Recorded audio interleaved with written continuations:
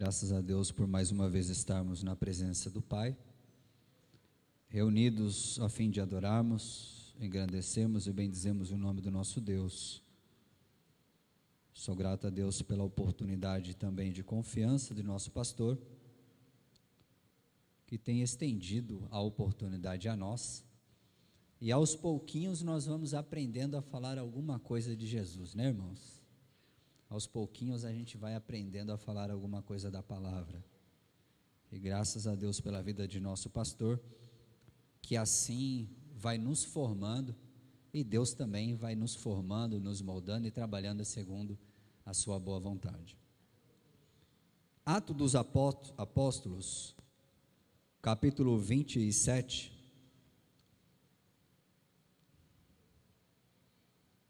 nosso pastor já, em uma oportunidade aqui, já pregou sobre esta passagem, finalizando no capítulo 28, mas tem uma coisa aqui dentro, uma situação em que eu quero frisar com os irmãos, e como nosso pastor disse, se não servir para nós hoje, com certeza em algum momento da nossa vida essa palavra vai servir. Atos 27, versículo 1, diz assim: E, como determinou que havíamos de navegar para a Itália, entregaram Paulo e alguns outros presos a um centurião por nome Júlio, da corte Augusta. E embarcando nós em um navio adramatino, partimos navegando pelos lugares da costa da Ásia, estando conosco Aristarco, macedônio, de Tessalônica. Versículo de número 10.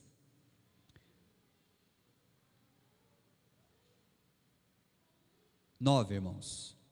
E passado muito tempo, e sendo já perigosa a navegação, pois também o jejum já tinha passado, Paulo os admoestava, dizendo-lhes: Varões, vejo que a navegação há de ser incômoda, e com muito dano, não só para o navio e a carga, mas também para as nossas vidas. Versículo 13.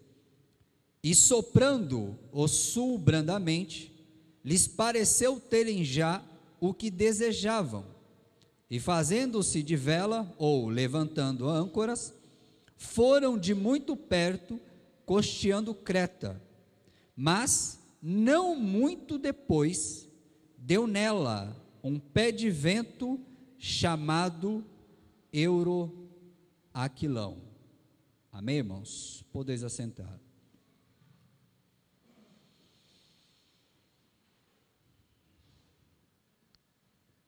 Aqueles que conhecem um pouquinho de Bíblia,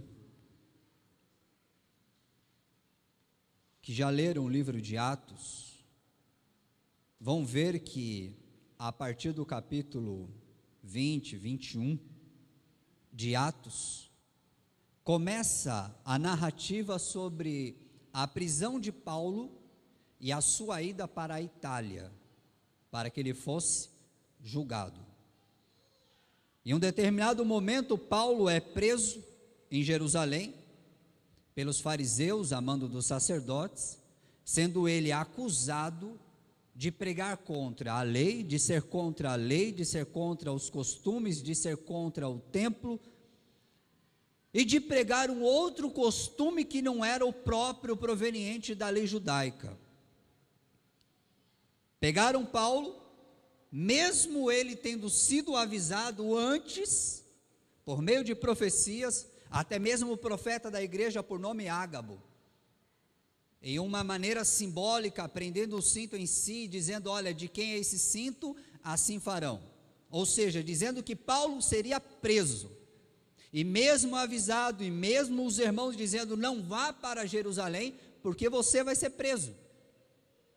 Paulo então diz: olha, se eu tiver que morrer até, por causa do Senhor Jesus, por causa do Evangelho, eu estou pronto. Ou seja, o que está determinado, está determinado. E quando Paulo chega em Jerusalém, assim acontece.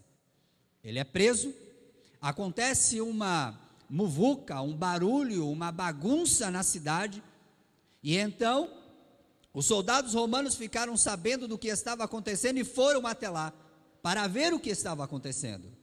E quando eles chegaram, pararam de agredir Paulo e prenderam Paulo, querendo saber, inquirindo então o que estava acontecendo na cidade. E então eles disseram: olha, este homem tem pregado contra a nossa lei, e nós queremos levá-lo a juízo. E aí a gente vai lendo a passagem. Então, quando alguém resolve punir Paulo com açoites, Paulo então diz: olha, é lícito açoitar um romano sem antes julgá-lo? Paulo invoca a sua cidadania romana. E então alguém diz: espera aí, você é romano, então mudou tudo. Você não pode ser açoitado sem antes ser julgado. Os dias vão se passando, passa-se até 2 anos. E Paulo naquele negócio de vai e vem, até que então ele se apresenta diante de Félix. E então este começa o seu julgamento. E a Bíblia vai dizer que Paulo, ao perceber que está sendo prejudicado no seu julgamento, porque ele quer entregar Paulo aos judeus, e ele sabia que se fosse entregue aos judeus, ali mesmo ele seria morto. Ele apela para César, e ao apelar para César, a lei romana dava direito ao cidadão romano de ser julgado na Itália diante de César. Feito isso, então, para-se todo julgamento a respeito de Paulo. Paulo é aprisionado e mandado para a Itália, e é por isso que esse capítulo 27 começa com Paulo numa embarcação, porque o destino é Itália, o destino é chegar lá para ser julgado por César.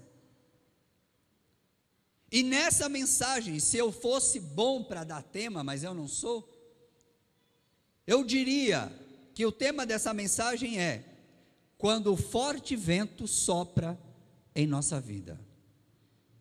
Porque, irmão, às vezes nós focamos em algo, nós colocamos a nossa vida numa direção, nós pautamos o nosso tempo em um objetivo, pautamos o nosso tempo em oração, em jejum, em consagração, pedindo a Deus algo, e nós projetamos que a caminhada será tranquila, nós almejamos que o nosso barco vai velejar tranquilamente pelas águas das promessas divinas, e vamos chegar do outro lado e viver o cumprimento das promessas, mas nem sempre é assim, nem sempre é assim.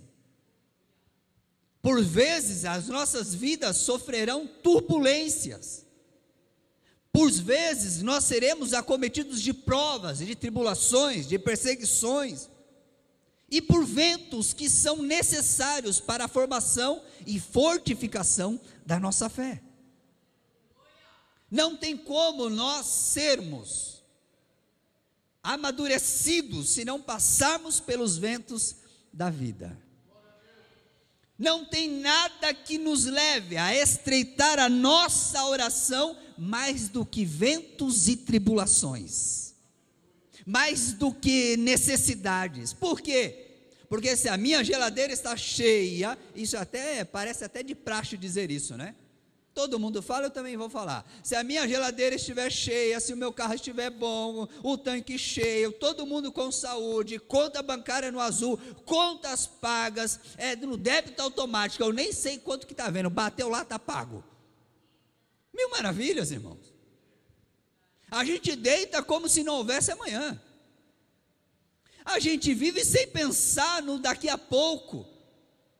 Está tudo mil maravilhas. Male a gente dobra o joelho para orar e agradecer por esse momento de fartura que estamos vivendo. Mas quer ver o crente orar, irmão? É quando o vento está arrebentando no barquinho, irmão.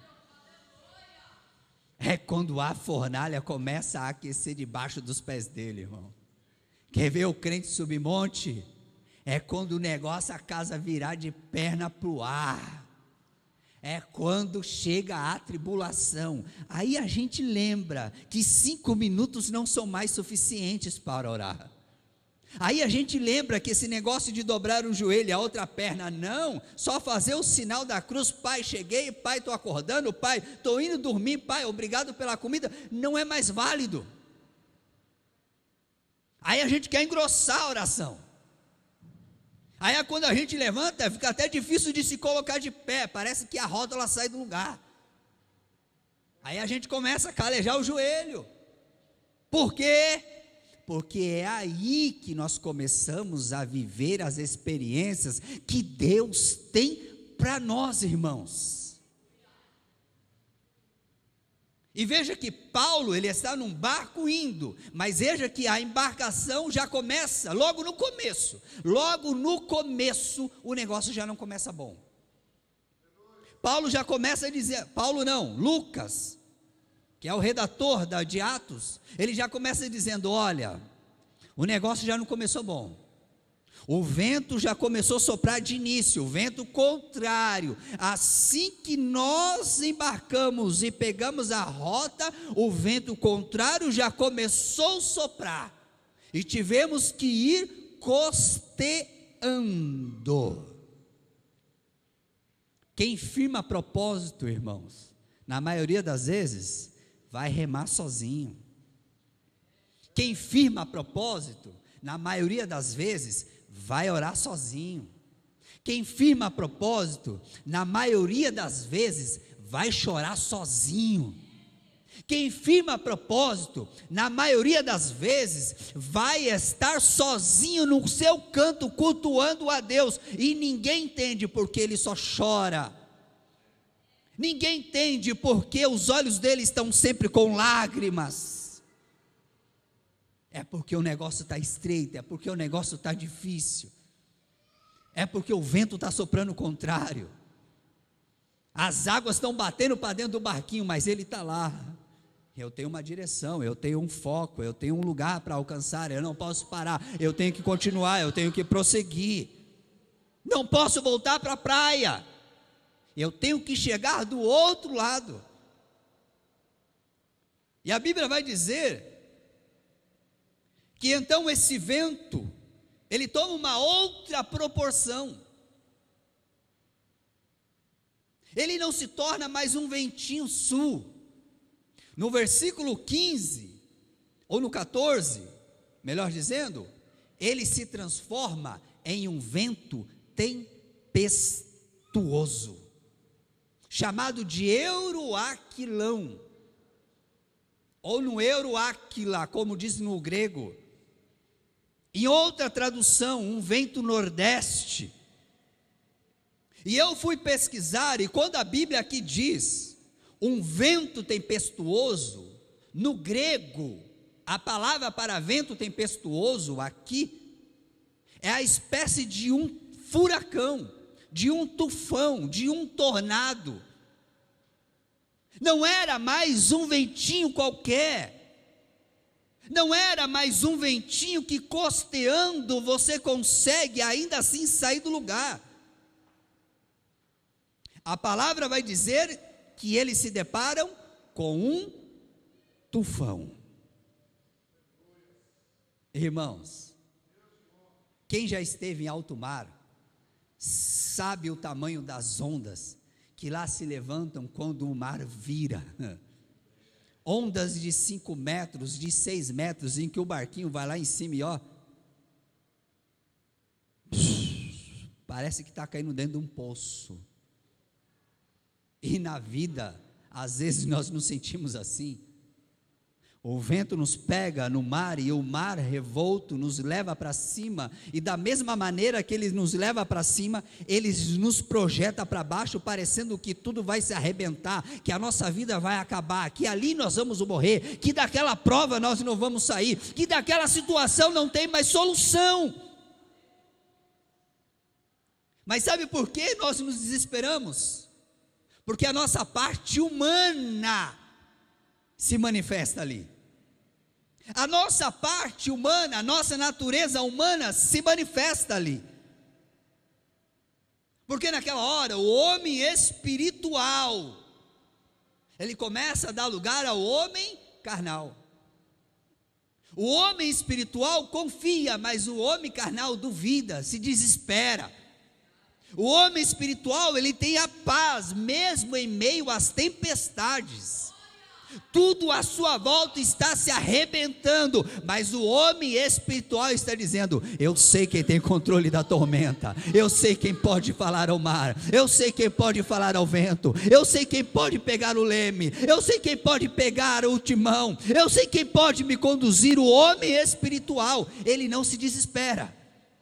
Mas o homem natural sim, porque o homem natural enxerga o problema, a luta, a dificuldade. E o vento, ele traz algumas características consigo. E a primeira é o que o vento faz em nossas vidas. Ele arrasta com violência. Veja que o barco, ele é levado de um lado ao outro, e a todo momento ele está dizendo: vai arrebentar, vai dar contra as rochas, vamos morrer, vamos perecer.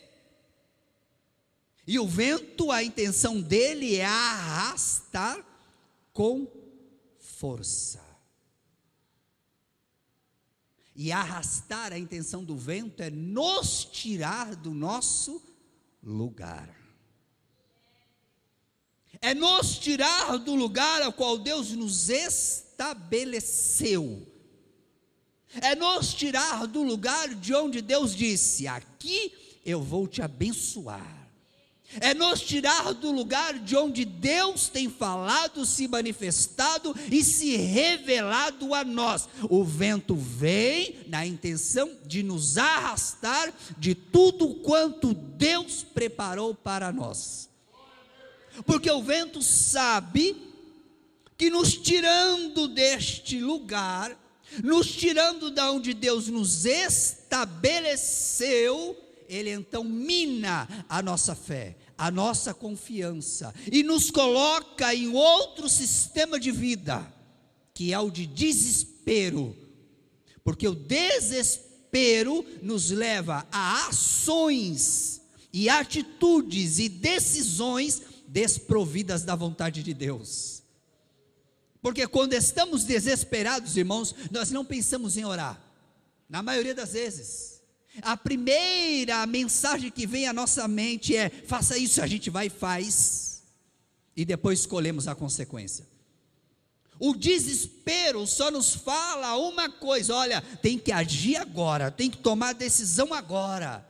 Mas o céu diz: não, calma, calma, ora primeiro, ouça a voz do Pai, ora primeiro, ouça a palavra, vai para o culto, vai receber direção, vai ouvir a palavra, vai buscar de Deus uma direção. Não se desespere, porque é isso que o vento quer, levar-nos ao desespero e nos arrastar para a destruição.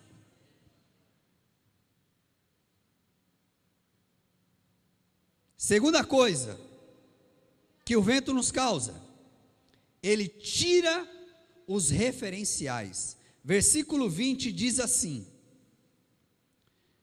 e não aparecendo, havia já muitos dias, nem sol, nem estrelas, e caindo sobre nós uma não pequena tempestade. Nessa época, irmãos, não existia um painelzinho, GPS, satélite, não. As embarcações, os marinheiros aqui, o capitão usava como referência o quê? O sol e as estrelas para navegar. E como agora navega sem o sol e sem estrelas?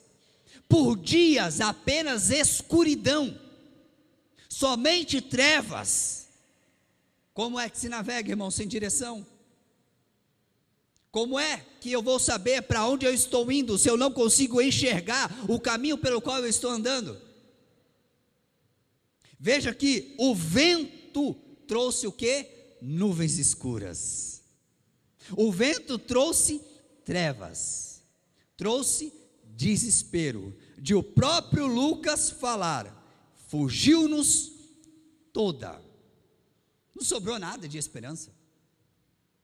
Perderam o referencial, perderam a direção, não sabiam mais para onde olhar.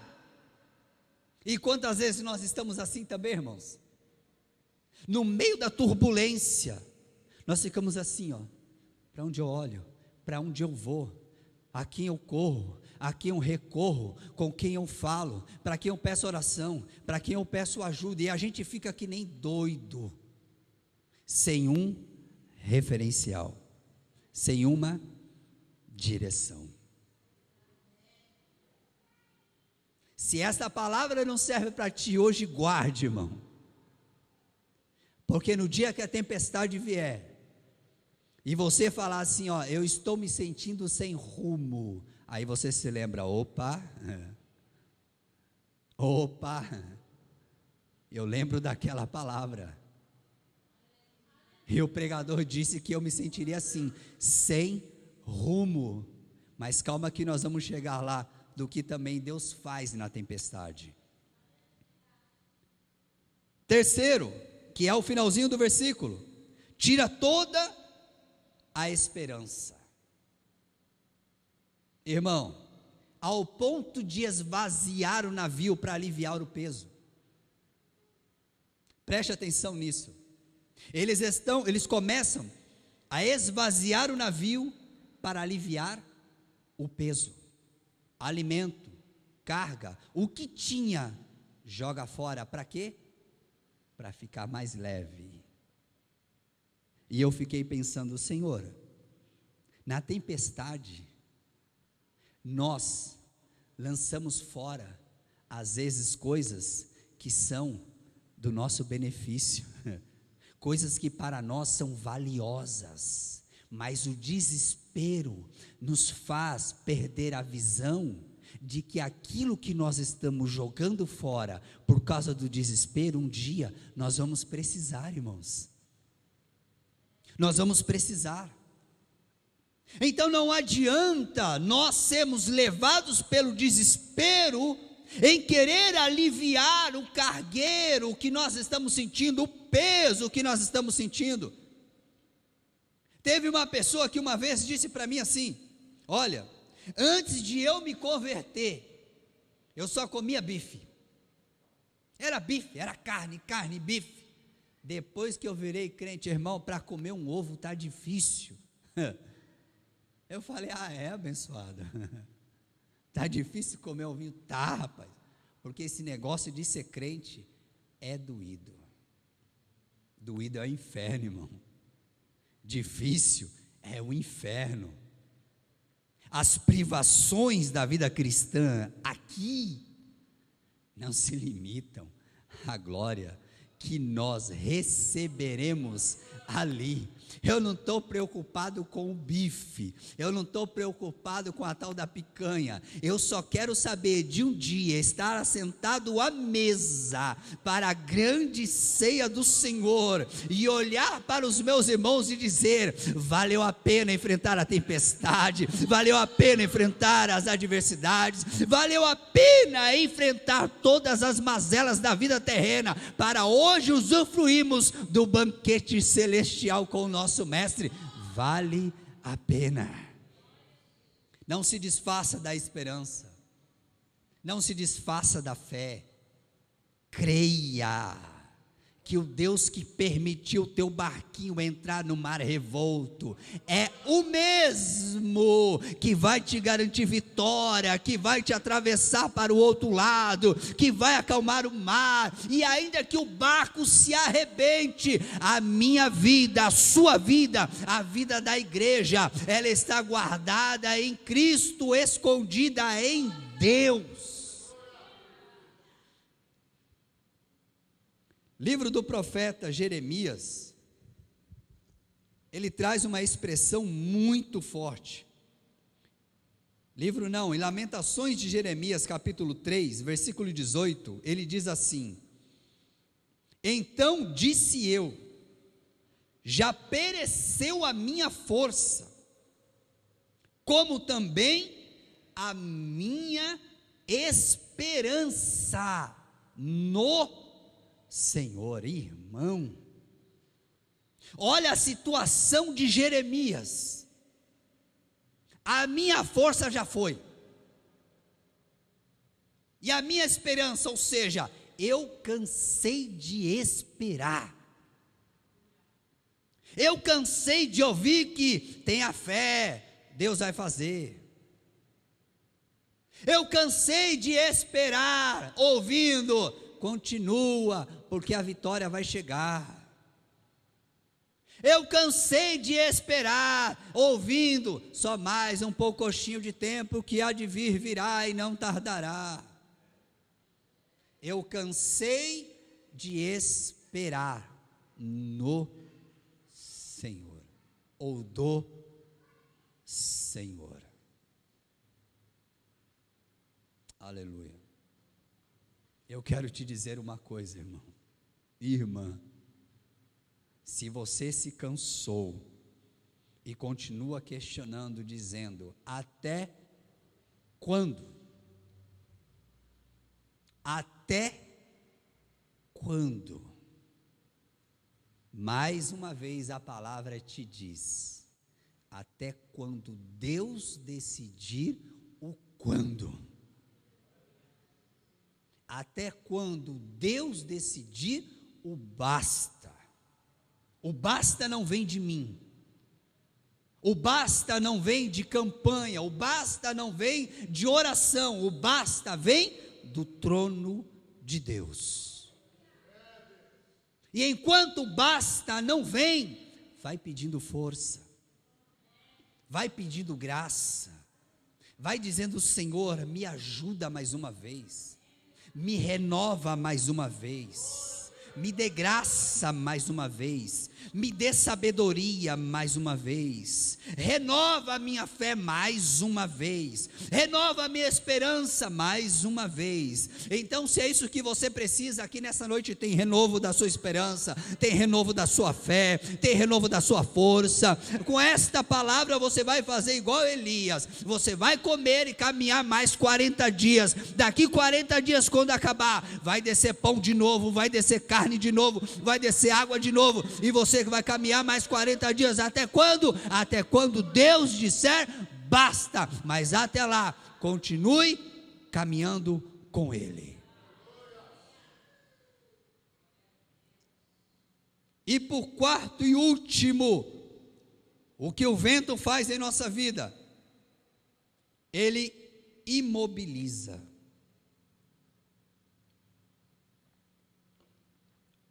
Versículo 29 diz assim: e temendo e darem alguns rochedos, lançaram da popa 4 âncoras, desejando que viesse o dia. Lançaram o quê? 4 âncoras, ou seja, daqui a gente não sai. O vento fez com que aquela embarcação fosse obrigada a lançar âncora, imobilizou, parou a caminhada, dali ninguém mais vai para lugar nenhum. E quantas das vezes nós também estamos assim? Vamos orar? Hoje estou sem graça, estou sem vontade, estou sem ânimo, estou sem desejo. Vamos consagrar? Vamos jejuar? Vamos para o culto? Vamos louvar um hino aí, vamos louvar um hino não, né? Vamos cantar ao Senhor um hino. Parei. Parou o quê? De orar, de glorificar, de adorar, de buscar, de ler Bíblia, de cultuar. Parei, por quê? Porque eu não aguento mais. que eu não consigo mais, porque para mim não dá mais. Parei de interceder, de crer, de persistir, de continuar. Parei, porque não aguento mais. Esse estágio é o mais terrível de todos, irmãos, porque se eu continuar assim, se eu parar assim, talvez dali o meu barco nunca mais saia, dali eu não consiga mais, nunca mais dobrar os meus joelhos para falar com Deus. Se eu terminar e findar a minha história aqui, jamais eu voltarei a cultuar, jamais eu me alegrarei na presença do Senhor, jamais eu sentirei a alegria da salvação provida pelo Espírito Santo na minha vida. Mas eu trago uma mensagem de esperança, é de que esse vento não vai nos paralisar. As dificuldades jamais pararão a igreja, os ventos jamais pararão você, pararão a mim. Pelo contrário, esses ventos só virão para nos aperfeiçoar, para nos levar a experiências maiores com Cristo, para podermos testificar dos feitos dele em nossa vida. Mas agora eu quero falar o que Deus faz no Euroaquilão. O que Deus faz na tormenta, porque isso que nós vimos foi o que o vento faz em nossas vidas. Mas será que Deus não faz nada? Faz, irmãos. Primeiro, na tormenta, na tempestade, no tufão, Deus falou com Paulo. Versículo 24, Paulo diz: Paulo, um anjo falando com Paulo: Paulo, não temas. Importa que sejas apresentado a César, e eis que Deus te deu todos quantos navegam contigo. Um anjo está falando com ele. Paulo, não temas. Prestou atenção, irmão? Irmã, não temas. Quando ele fala para Paulo, importa que sejas apresentado a César, ele está dizendo assim: olha, o objetivo vai ser cumprido, conquistado, alcançado.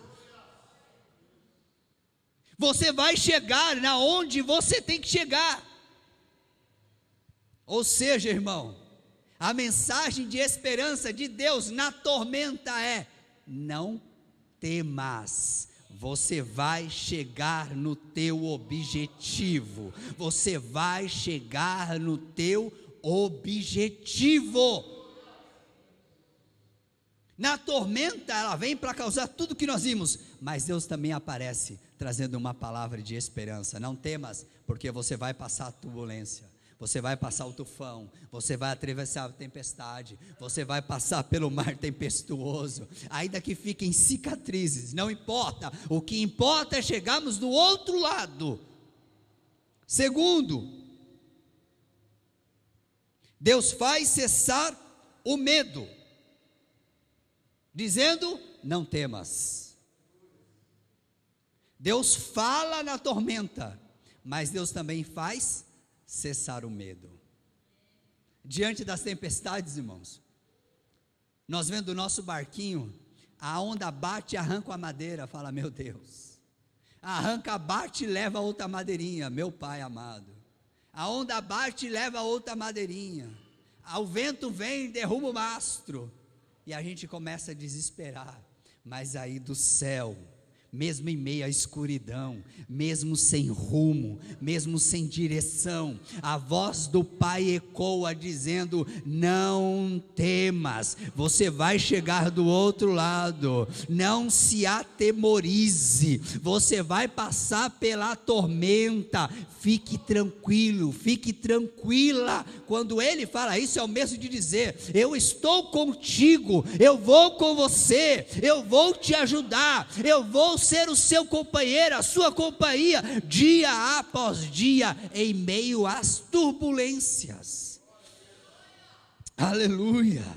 E não tem nada melhor, irmão, do que em meio à tempestade nós sentimos o alento da presença do Pai. Não tem nada melhor. Às vezes a gente procura, obviamente, um calor humano, uma palavra humana, para tentar nos alegrar, nos motivar, nos impulsionar. Mas quando nós sentimos o Espírito Santo, irmão, quando nós sentimos a presença do Pai, quando nós sentimos o Senhor falando conosco, nos motivando, aí acabou, irmão.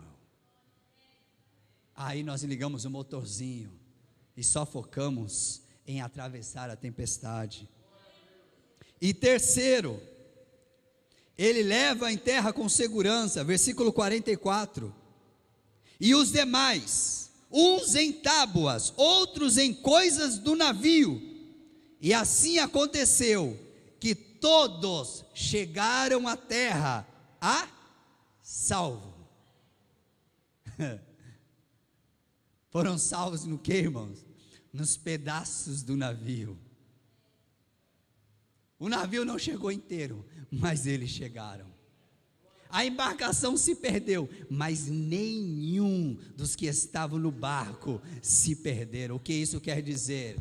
A família, o nosso lar, ainda que segurando em pedaços de madeira, nós atravessaremos a tormenta, chegaremos do outro lado, todos sãos e salvos. E por último, para finalizarmos, quarto, no meio da tempestade, Paulo, após a tempestade, Deus exalta a Paulo, capítulo 28, versículo 3, e havendo Paulo ajuntado uma quantidade de vides, e pondo-os no fogo, uma víbora, fugindo do calor, lhe cometeu a mão, ou seja, lhe feriu. E os bárbaros, vendo-lhe o réptil pendurado na mão, diziam uns aos outros: certamente este homem é homicida, visto como escapando do mar, a justiça não deixa viver. Mas sacudindo ele a víbora no fogo, não padeceu mal nenhum. Versículo 7, e ali, aproximado daquele mesmo lugar, havia umas herdades pertencentes ao principal da ilha, por nome Públio, o qual nos recebeu e hospedou benignamente por 3 dias. Eu vejo na sequência da vida de Paulo, Paulo é picado por uma víbora depois da tormenta, não tem problema, não faz mal, eu acabei de sair de uma tempestade, o que é uma víbora? E ainda assim ele é acolhido por pessoas que não conheciam, ele é abastecido por pessoas que não conheciam para continuar a jornada. Por quê? Porque tudo que tinham havia se perdido na tormenta. O que eu entendo? Eu posso ter perdas na tormenta, mas Deus há de prover depois dela tudo quanto eu preciso, tudo quanto eu perdi na tormenta, Deus há de preparar de novo, para que eu continue a minha caminhada. A igreja se coloca de pé. Irmãos, aprendamos com esta passagem. O vento vem para nos brecar, para nos arrastar, para trazer preocupação e desespero, mas no meio da tormenta, a voz de Deus o Pai vem para dizer: não temas, importa que você atravesse, não temas, importa que você passe, não temas, importa que você sobreviva, porque o propósito tem que ser cumprido. Todas as promessas de Deus, irmãos, se cumprirão se permanecermos debaixo da sua direção. Todas as promessas do Pai sobre as nossas vidas serão cumpridas se permanecermos na direção ao qual Ele estabeleceu. E nessa noite eu quero fazer uma oração com a igreja. Talvez eu e você não estejamos passando por este momento, mas que esta palavra venha nos preparar para este momento, para que quando ele chegar, nós saibamos a como nos portar diante das tempestades da vida. Amém, irmãos? Oremos. Pai bendito, Pai santo e Pai eterno, eu te dou graças em nome de seu Filho Jesus o Cristo por esta palavra.